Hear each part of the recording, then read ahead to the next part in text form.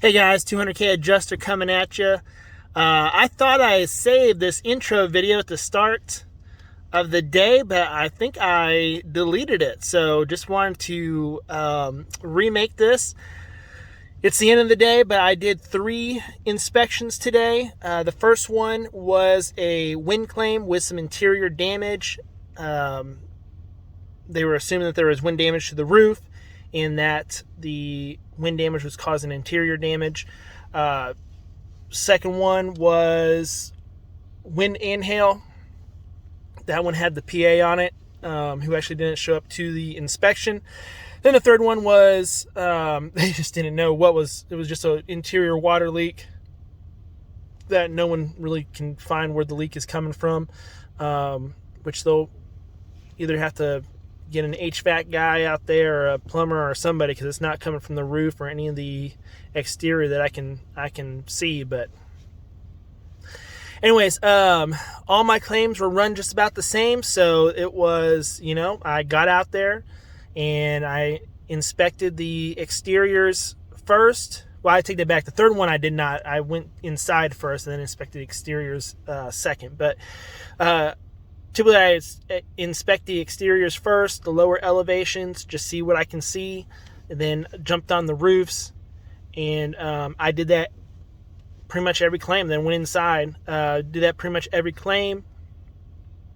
Even with the PA, I don't do anything different with the PA, like I talked to you guys about later on in this video. So yeah, it was just kind of a interesting day. Had a lot of different types of claims, as far as one had no contractor on it, one had a PA, and the other one had a contractor on it. So just 3 different types of claims, similar damage, but I did all the inspections the same. Every insured got the same treatment, whether they had a PA or a contractor or nothing. Everybody got the same exact treatment. Again, I'm going out to each of these claims. I am doing a reasonable inspection to gather all the available facts. I am trying to notate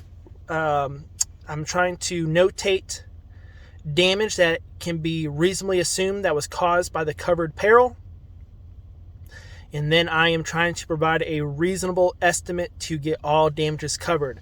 If you just do those 3 things, nothing else, if you just try to stay reasonable with how you do your inspection, you try to be reasonable with what you assume was caused by the covered peril, and you try to be reasonable with the estimate that you're providing, I'm going to tell you something, you're going to go really far in this industry. That's all you got to do. You don't have to be perfect. Not providing the perfect estimate. It's not doing the perfect inspection.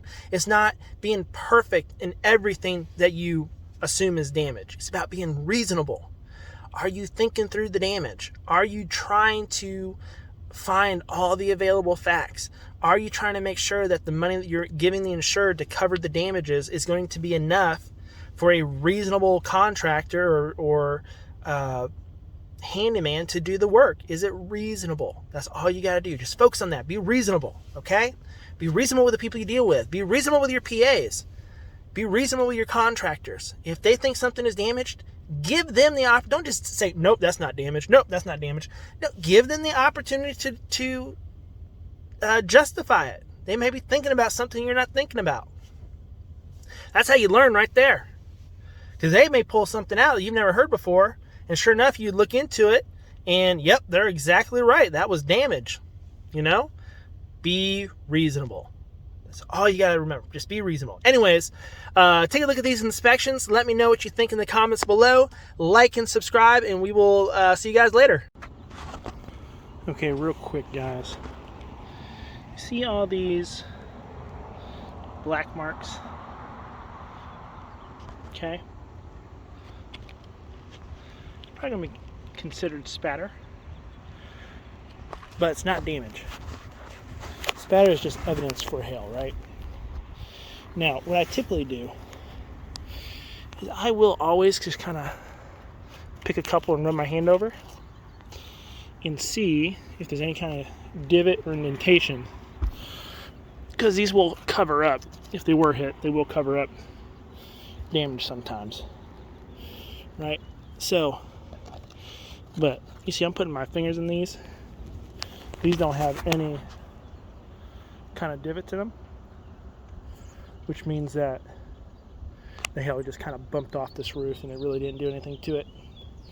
You really can tell with our guy here, we only got really one hail hit in our soft metal. I didn't find anything on that guy. So the hail in this area was definitely soft, it looks like,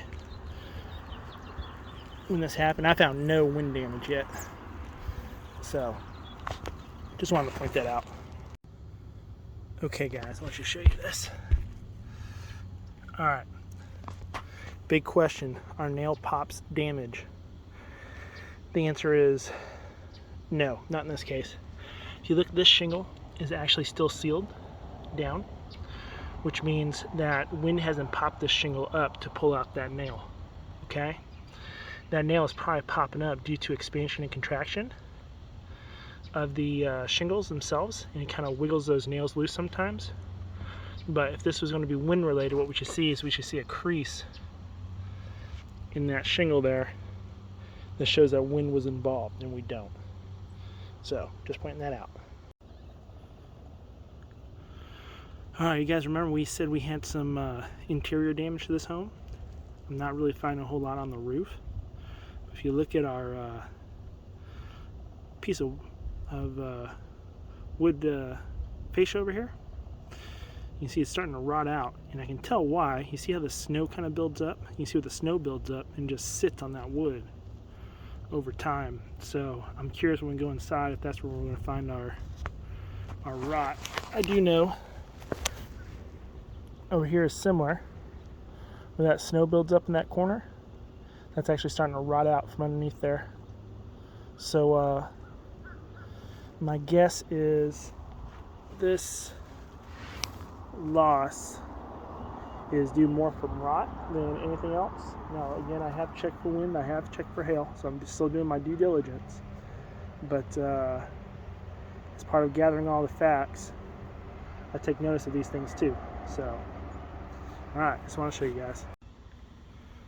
Alright, so this is the area of the interior damage from what I understand. So we definitely have some snow buildup. My guess is there's probably no ice and water shield on this roof. We're going to get down and check. But the snow's probably building up and getting back behind some of these shingles. That's what's causing interior damage. Again, that's more maintenance. But we're going to double check and find out. Alright guys, I am on my way to my second inspection here. This one actually has a PA on it, so it's actually the first claim since I've been here in North Carolina where I've had a PA on a claim. And guess what I'm going to do different? That's right, absolutely nothing. I do nothing different on PA claims. I do nothing different on attorney claims. I do nothing different if nobody's on the claim. I do the same thing every time. I complete a reasonable investigation. I make reasonable interpretations of damage, and I provide reasonable coverage to make sure the damage that's covered can be repaired. Can be repaired. So I'm doing nothing different on this one. Now, I just want to give you guys kind of a warning here. You know, a lot of PAs will want you to put in your estimate first. That way, if you include something that may have not been in their estimate, they're going to include it. That's why most PAs don't send in their estimates first. Does that worry me? Nope. No, there's a lot of adjusters who will not give the insured the benefit of the doubt if they know that's what the PA is doing. But why should that change your interpretation of damage? Why would a PA or a contractor or an attorney change your interpretation of damage? It shouldn't change anything. It should be the same. So if I do my investigation and I include something in my estimate that the PA may have not have, doesn't mean I did anything wrong. That just means that I made a reasonable decision on damage and I included it, and the PA either missed it or he didn't think it would be covered and didn't put it on his estimate. That doesn't affect what I do. What he does not affect what I do. Does that make sense? What he does is up to him. So if he wants me to do my estimate first, I'm going to do the same thing every time. So I'm getting ready to head over here. It's going to be the same thing. I'm going to tell him, hey, we're going to do a walkthrough of the elevations first. This is a hail claim. We're going to check out all the damage on the elevations first. Then we'll jump on the roof and make assumptions from there. If we have, I personally do not mind talking through damage while on an investigation. My job, again, is to provide reasonable coverage and make a reasonable determination of damage. Could this damage reasonably have been caused by the event, the storm event, right? Is it reasonable to cover that? So if he wants to talk it through, okay, that doesn't change my job. You see what I'm saying? It doesn't change my job. If, he makes sense, okay, I'll include it. If it doesn't make sense to me, I won't include it. It doesn't matter what he wants or she wants, right? Technically, it doesn't matter what I want. Is it reasonable? Is it reasonable? Is it reasonable? If you don't get anything from my videos, just remember, reasonability. Did you do a reasonable investigation to uncover all the facts? Did you make reasonable assumptions of damage? And did you provide reasonable coverage to get those damages covered? That's it. You do that, you're fine. So anyways, talk to you guys when this is done. So the PA actually didn't show up. Said he wanted me to just conduct the investigation without him. Just want to show you this. This is one roof that I probably do not feel comfortable walking on. So I'll probably get up there with a ladder on the eaves, see what I can see, but that is so rotted. It's a good chance to fall through a roof like that. Just be careful. Okay, guys. You see this here? That's, in my opinion, spatter. And the way you kind of define that is, you see how when this, in theory, when the hail hit, it kind of exploded down, and it just kind of left this residue on this guy. Now this isn't indented at all, so it's not damaged, but this residue lets you know that, hey, there was probably hail in this area and what kind of angle is coming in. So it's a good look. Alright, I'm going to put you guys to the test, see what you guys remember here. So in the comment section below, is this hail? Is this spatter?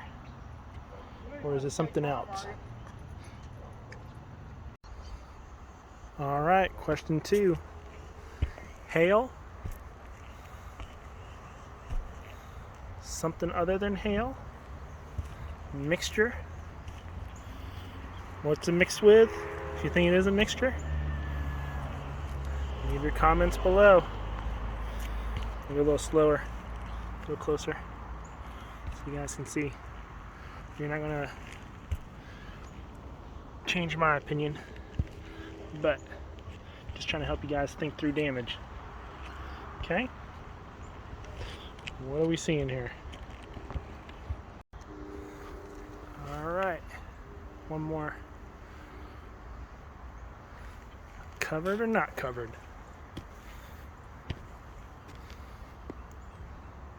Wind or hail?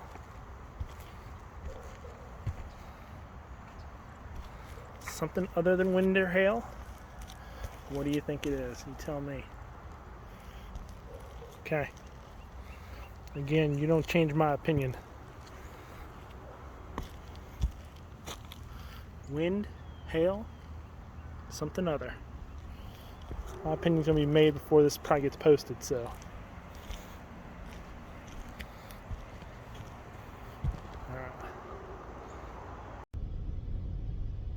Alright guys, finished up that claim and heading to my third inspection of the day. It's about 2 o'clock. I'm going to see if I can squeeze one more in here. A lot of these roofs though, man, they're still kind of really slick. I probably shouldn't be jumping on these, but we might try to squeeze one more and hit 4 for the day. But just want to ask you guys a question. What do you think about the PA not meeting me on this inspection? Do you think he should have been there? You think it's okay for a PA not to make an inspection? And I know most of you guys probably say you prefer the PA not to be there, but what do you think?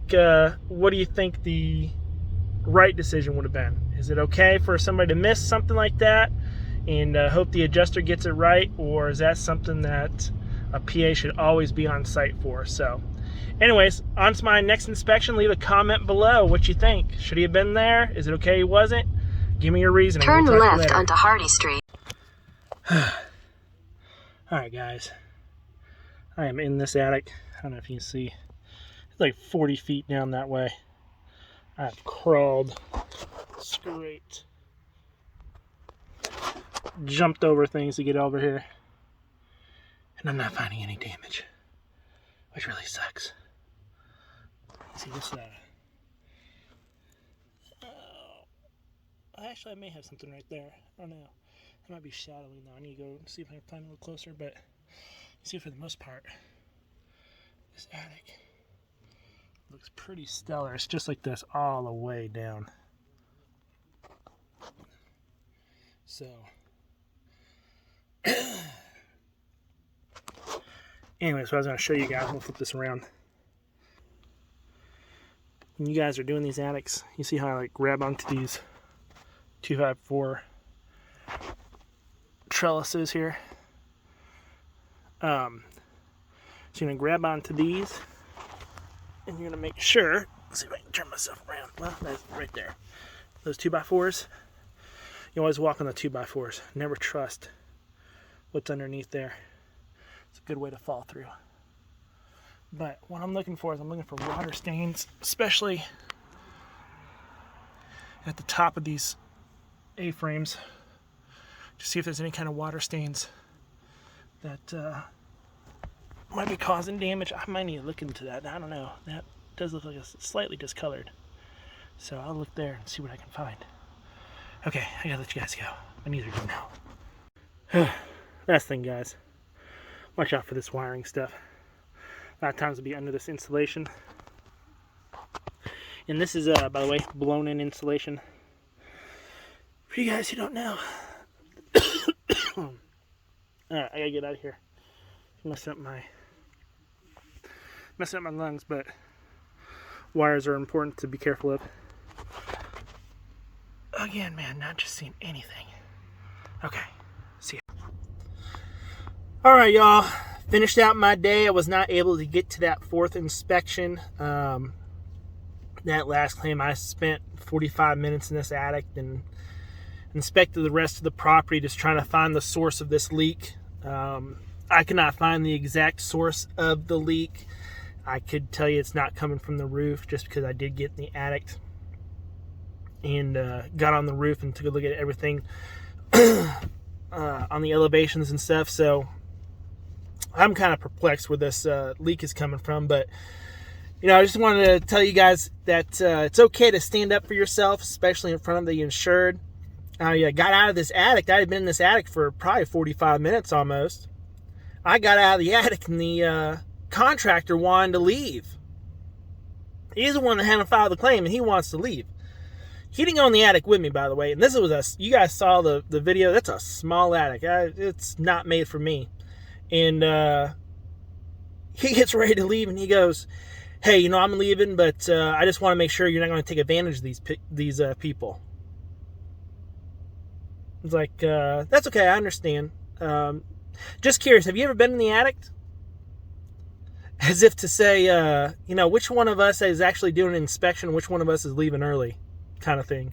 He starts fumbling over his words. No, I mean, you know, I didn't really think I needed to get up there. You know, kind of pissed me off. And he said that in front of the insured, too. And I replied right back in front of the insured. So, you know what? One of us decided to get in the attic. The other one decided to leave early. Tells you who's taking advantage of who there. But anyways, that's neither here nor there. Just venting a little bit. But yeah, that's my 3 inspections of the day. You guys got any comments? Go ahead and leave that below. Go ahead and comment below on what you think that damage was on that roof, the last roof that I sent you guys. And we will be back with some more stuff tomorrow, trying to keep these videos a little bit shorter. But do appreciate any of you guys that participate in some of these questions that I ask. So appreciate y'all. We'll talk to you later.